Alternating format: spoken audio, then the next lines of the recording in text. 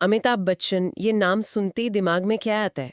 शहंशाह, superstar, एक आवाज जो पूरी इंडस्ट्री पर हावी थी। शक्ति और सफलता की एक जीती जागती तस्वीर। बिल्कुल। लेकिन एक रात ऐसी भी थी जब उनका घर गिरवी था और वो लेनदारों के फोन तक उठाने से डर रहे थे। ये सिर्फ एक फाइनेंशियल प्रॉब्लम नहीं थी, ये एक पहचान का संकट था। तो सवाल यही है, इतना बड़ा सुपरस्टार दिवालिया हुआ कैसे? चलिए इस कहानी को परत दर परत समझते हैं। पहले बात करते हैं उस शिखर की जहां से वो गिरे, 70 और 80 का दशक। वो दौर समझना बहुत जरूरी है। वो सिर्फ एक स्टार नहीं थे। नहीं, एक घटना थे वो। हाँ, एक सांस्कृतिक घटना। वो दौर था जब आप कह सकते हैं कि राज कपूर का रोमांस खत्म हो रहा था। और देश में एक बेचैनी थी, एक गुस्सा था। बिल्कुल। और बच्चन उस गुस्से की आवाज बन गए। जंजीर, दीवार, शोले। Angry young man. हाँ, उस छवि ने उन्हें लगभग भगवान बना दिया था।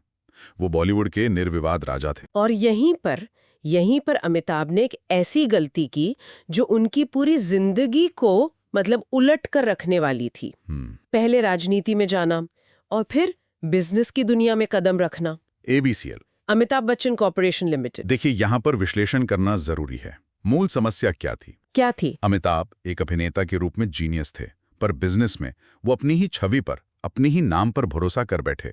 उन्हें लगा कि ब्रांड बच्चन ही काफी है। बिल्कुल। उनका जो आत्मविश्वास था, जो उनकी ऑन स्क्रीन छवि थी, वो उनके व्यावसायिक निर्णयों पर हावी हो गई। और इसका नतीजा ये हुआ कि 1999 आते-आते उनका बैंक बैलेंस लगभग शून्य था। जीरो। अब यहाँ से कहानी सिर्फ पैसों की नहीं रहती, ये दिवालियापन के व्यक्तिगत और भावनात्मक असर की हो जाती है। अपमान और अकेलेपन की। हाँ, सोचकर भी अजीब लगता है, जिस बंगले के बाहर हजारों की भीड़ खड़ी रहती थी, अब उसी बंगले के दरवाजे पर कर्ज वसूली एजेंट आ रहे थे। घर आकर बैठ जाते थे, और मीडिया उन्हें स्टार ऑफ द मिलेनियम कहता था, वही अब उनके फेलियर की कहानियां छाप रहा था।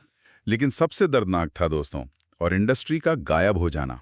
फिल्मों के ऑफर तो पूरी तरह से सूख गए थे। हाँ बिल्कुल, लोग फोन नहीं उठाते थे।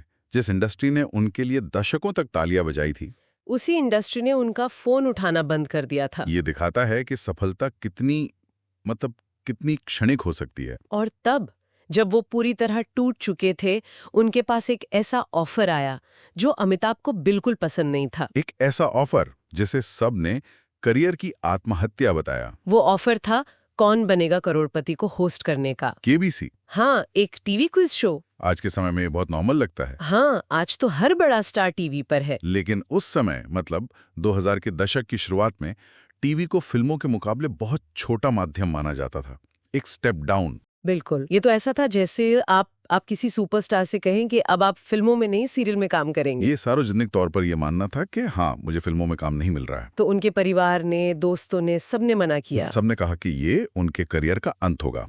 जो थोड़ी बहुत इज्जत बची है वो भी चली जाएगी। लेकिन उनके पास कोई और रास्ता भी तो नहीं था। कोई रास्ता नहीं था। घर गिरवी था, कर्ज सर पर था, काम था नहीं। तो उनके सामने दो ही चीजें थी, अहंकार या अस्तित्व। ईगो और सर्वाइवल। और अमिताभ ने अहंकार को नहीं चुना, उन्होंने अस्तित्व को चुना। और ये एक फैसला, सिर्फ एक फैसला, उसने सब कुछ बदल दिया। सब कुछ। KBC ने उन्हें सिर्फ वित्तीय स्थिरता नहीं दी, उसने जनता के साथ उनके रिश्ते को, उनके भरोसे को फिर से बनाया। ये बहुत सही पॉइंट है। लोग अब पर्दे के एंग्री यंग मैन को नहीं देख रहे थे। नहीं, वो एक शांत, ज्ञानी, अपनेपन से भरे अमिताभ बच्चन को देख रहे थे, जो हर रात उनके लिविंग रूम में आ रहा था। देवियों और सज्जनों, वो आवाज घर घर में गूंजने लगी। वो सीधे आम आदमी से जुड़ गए। हॉट सीट पर बैठे कंटेस्टेंट के साथ हंसना, उनकी कहानियां सुनना। इसने उनकी छवि को पूरी तरह रीइन्वेंट कर दिया। वो अब सुपरस्टार नहीं, बल्कि परिवार के एक भरोसेमंद सदस्य जैसे बन गए। और फिर जो हुआ वो तो इतिहास है। KBC एक जबरदस्त हिट हुआ। TRP के सारे रिकॉर्ड टूट गए। इस सफलता से इंडस्ट्री का विश्वास लौटा, विज्ञापनों की बाढ़ आ गई। और फिर यश चोपड़ा ने उन्हें मोहब्बतें में साइन किया। हाँ, जहां उन्होंने अपनी उम्र का एक गरिमापूर्ण किरदार निभाया, और वो फिल्म भी सुपरहिट हुई। तो एक क्रम बन गया, KBC से सफलता मिली, जिससे विश्वास वापस आया, फिर विज्ञापन मिले, और फिर फिल्में, और अंत में पूरी तरह से वित्तीय स्थिरता। उन्होंने अपना एक एक पैसा चुका दिया। तो इस पूरी कहानी का सार क्या है, इसका निचोड़ क्या है? देखिए, अमिताभ बच्चन की कहानी सिर्फ सफलता की नहीं है। ये कहानी है अपने अहंकार को तोड़ने की। हाँ। और फिर खुद को शून्य से दोबारा बनाने की। मतलब असली जीत वो 90 करोड़ चुकाना नहीं थी। नहीं, असली जीत उस दिन हुई थी जब उन्होंने जीरो बैंक बैलेंस के साथ टीवी पर काम करने का फैसला किया था। ये कहानी इस बात का सबूत है कि कभी-कभी आपका सबसे बड़ा पतन ही आपकी सबसे बड़ी वापसी की नींव रखता है। बिल्कुल, पर शर्त एक ही है, आपको बदलने के लिए तैयार रहना होगा। अपने अहंकार को पीछे छोड़ना होगा। हाँ, उनकी कहानी यही सिखाती है कि जब आप शिखर पर हों तो जमीन को मत भूलिए, और जब आप जमीन पर हों तो ये मत भूलिए कि फिर से उठने की हिम्मत हमेशा होती है। ये सोचने वाली बात है ना? अगर कोई अमिताभ की जगह होता तो वो क्या चुनता? टीवी पर काम करना या अपना अहंकार?